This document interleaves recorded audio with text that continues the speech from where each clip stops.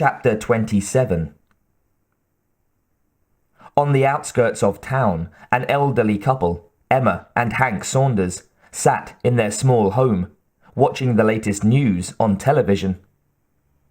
Casey Wong was smiling into the camera, as usual, intoning, "Detroit got its police force back today.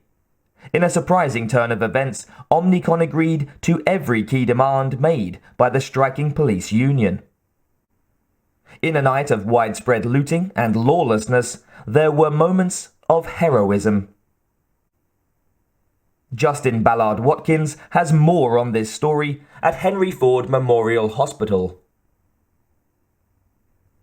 A young man in a loud suit jockeyed for position with a gaggle of other reporters in a hospital room. Behind them, Mayor Waldo Gibson was smiling and shaking hands with a bedridden Ann Lewis. Lewis smiled weakly as the reporter offered, "Officer Ann Lewis, even while on strike, she risked her life to uphold the law. Broken bones, shot 3 times. What a gal. What a cop. She's an inspiration to us all. Back to you, Casey."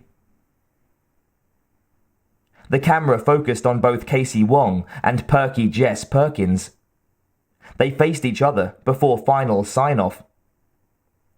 "I don't know about you, Jess." Casey grinned. "But I'll sleep a little better tonight." "Thanks for watching Media Break." Jess grinned. "And next time you see a cop, smile."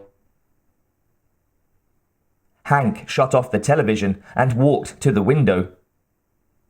"Is he still out there?" "Uh-huh," Emma answered. "Still just sitting there, on the hill." "Well," her husband said, "let's leave him be. I feel kinda safer knowing that he's out here on patrol." Emma nodded and turned out the living room light.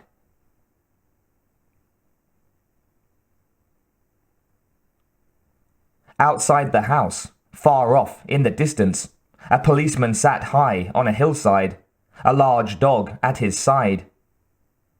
Stars twinkled high above him in the late night sky. He gazed at the moon, suspended in space. Someday, perhaps, the machine and the man in him would merge. Someday he might be at peace with himself. For now, however, he was in turmoil. He had no home. There was no other being on the entire planet he could share his feelings, his thoughts with. He was one of a kind. The dog next to him stirred. He extended a powerful steel hand and patted the dog gently on its head. The dog snuggled up to Robo's leg and wagged his tail. Robo continued to stroke the dog's ears. Maybe someday he would feel whole. Maybe someday he would feel less a freak. Maybe someday he could call himself a man. He gazed at the moon and remembered his family. He saw Jan's loving eyes, Jimmy's smiling face. Maybe someday. A single tear dribbled out of his human eye and cascaded down his flesh and steel cheek. Abruptly, he stood and faced the lights of the city far off in the distance. Somewhere there was a crime happening. He whistled to the dog, and the two of them made their way down the hill toward the awaiting turbo cruiser. Today, tonight, he was a cop with a job to do.